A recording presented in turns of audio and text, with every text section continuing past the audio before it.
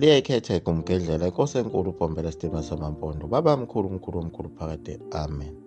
Ayexakekile amadoda akwaGumede ngaso lesi sikhathi sekufike yena phela uShembe, kodwa egolozile phela ngokuthi thina ngeke size sikholwe, njengoba iy'nsizwa zakhona kwaGumede zazidume kakhulu ngako ukuba iy'nsizwa ezaziqinile kakhulu, izinsizwa zempi ezithanda khona futhi ukuzingela.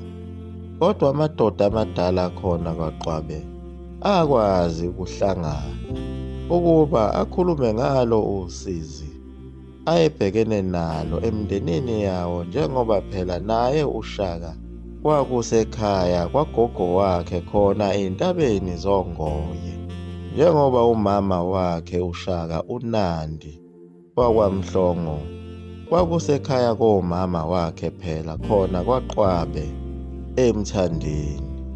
uNandi phela wayezalwa uyena uMfunda indodakazi kaKhondlo, okuyiyona igane inkosi uMbengi wakwaMhlongo. uMfunda lona wayezalwa phela uMamthethwa ebukhosini bakhona kwaMthethwa. Lokho kwakumenza ukuthi ebe ukanina wakhe phela uDingiswayo, ezalwa eNdlunkulu phela naye umfowabo uNomo. Ilapho kwasuka khona umsindo. Ngalesi sikhathi kufanele kuhlale uNomo esihlalweni sobukhosi, kwavuka elinye iqembu lakhona lapha kwaXwabe laphakamisa igama likaPhakathwayo, owayezalwa uMangema. Lokho babekusho ngalo phela iqhinga ababelisebenzisa ukuthi uPhakathwayo uzalwa yintuNgwanguni, okuyiyona nhloko yawo phela amaNguni, bese kuthi uNomo uzalwa ngamalanga, njengoba kade lichaza igumgedlela ngazo izigaba zabeNguni.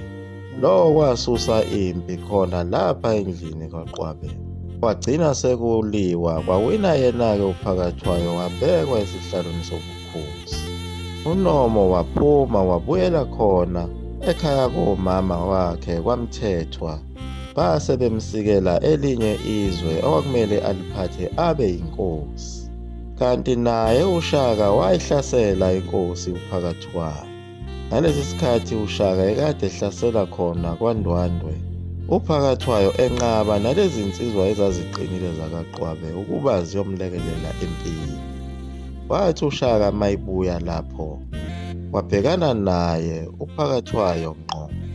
Lapho uPhakathwayo akhothamiswa ukuzwa ukuthi impi yeLembe idlile impi kaPhakathwayo. Wathi efika uShaka esigodlweni saseMthandeni wezwa sekuthiwa seyiphangalele inkosi, okusho ukuthi uShaka wayeziphindiselela, njengoba uNomo kwakuwumkhulu wakhe ngqo, njengoba wayilamana noMfunda ongumama kaNandi. Emveni kwalokho isizwe sakwaXwabe sahlupheka kakhulu, waze waphinde wasidabukela yena uShaka, wasisisela izinkomo, waseqoka oyedwa owayekhona ukuba azihlukanise kahle lezi nkomo ukuze bezithole bonke. Leyo nsizwa yakwaXwabe yabona kungcono ukuba lezo nkomo kube umnotho wayo, yabe isiziphanga zonke lezo nkomo, yakhala yemuka nazo. Bakuzwa lokho abantu bakaXwabe bathi, hawu, uziphangile izinkomo. Yilapho kwaphuma khona isibongo sakwaMaphanga khona kwaXwabe.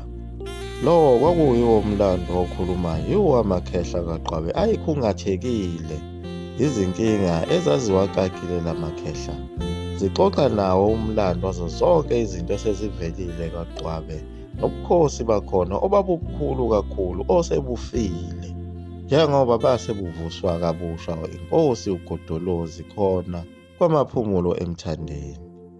Lamakhosi akaXwabe ayekwazi lokhu, njengoba lamakhehla ayekhuluma ngakho ayekuzwe ngawo amakhosi akhona kwaXwabe, ukuthi sikhona isiqalekiso esibalandelayo, njengoba lamakhehla ayesho nokusho ukuthi izingane zethu kazilotsholwa kazigani, kodwa zitholakala nje abantu sebeganga ngazo bezishiye kanjalo.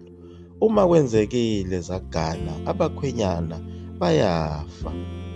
Noma ima igane emndenini onothile lowo mndeni umnotho wakhona uyaphela.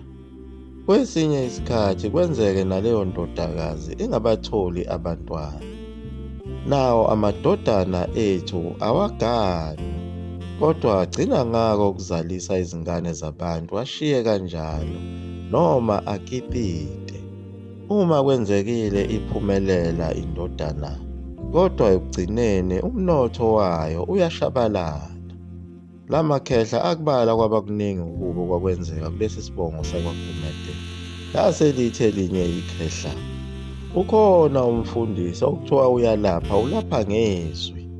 Ake sihambe siye kuye noma singeke sakholwa, kodwa hleze angasisiza. Nebala anikela khona ekuphakameni amadoda akaQwabe. Ngenhlanhla amfica uShembe. Athi engakachazi lutho kwaba uyena owachazelayo ukuthi hawu senifikile makhosi. Wathi phela nina nibakhulu kakhulu, ningamakhosana kaNkulunkulu, niyinzala bantu. Kodwa okhokho benu benza isono isibi kakhulu. uNkulunkulu yaseyabajezisa ngenxa yako ukuthi abantu bakwaGumede bangamakhosana ezulwini. Uma kona bona uNkulunkulu ucasuka kakhulu, bese yehlisa isiqalekiso nesijeziso esinzima kakhulu phezu kwenzalo yalaba bantu. Abuza amakhehla ukuthi sono sini lesesenziwa okhokho bethu. Wabe sebachazela uShembe ukuthi okhokho benu badla umlungu. Kodwa uNkulunkulu wazama ukubavimba ukuba ehlise inkomo ezulwini enzela ukuthi beyeke umlungu bedle inkomo. Kodwa abakunakanga lokho. Baqhubeka ngokudla amaqatha omlungu ngenhloso yokuzigoma. Asebuza amakhehla ukuthi sizosizakala kanjani kulesi siqalekiso ngoba abantwana bethu bayaphela. Babe sebaphendula uShembe ukuthi njengoba lona kuwumuzi wasekuphakameni, umuzi kaNkulunkulu, lona enona phambi kwamehlo akhe. Ukuze nithethelelwe kuyomele njalo ngonyaka, uma kuphela umkhosi oba ngenyanga kaNtulikazi, uzobe sekuqala inyanga kaNcwaba ewukuphela konyaka walapha e-Afrika. Ilapho komele nize khona lapha ekuphakameni nezinkomo nizokwenza umkhosi wokucela intethelelo kuNkulunkulu minyaka yonke, kuyoze kusho yena uNkulunkulu uma sekulungile. Kodwa lokho kuyonisiza kakhulu ukuthi lezi qalekiso zithi ukuma mbijana. Nize nazo zonke izizwe zenu, nazo zonke izibongo eziphuma ezibongweni zakwaGumede.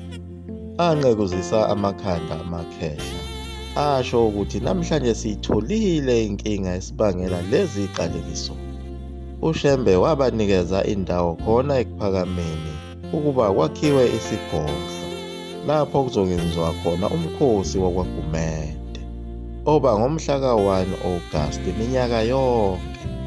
Kodwa ngenxa yako ukuthi abantu baduswe yibona abelungu, lo mkhosi abawunakile, kanti zonke iziqalekiso zisalokhu zibambathile laba bantu bakulezi bongo eziphuma kwaGumede.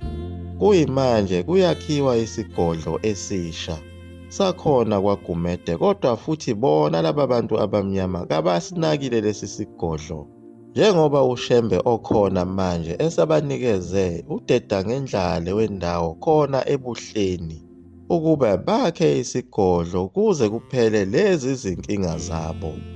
Kodwa bonke laba bantu babuka emafini bathi kunendoda ebuyayo, ekubeni uNkulunkulu ekade afika emveni kwempi yamakhanda. Phela uNkulunkulu akafiki kungonakele lutho, ufika ngalesi sikhathi isizwe sixakekile sisezimpini, bese eyafika ezoxazululela abantu izinkinga. Nakhona eBhayibhelini wayifika uma abantwana baka-Israyeli bethunjiwe.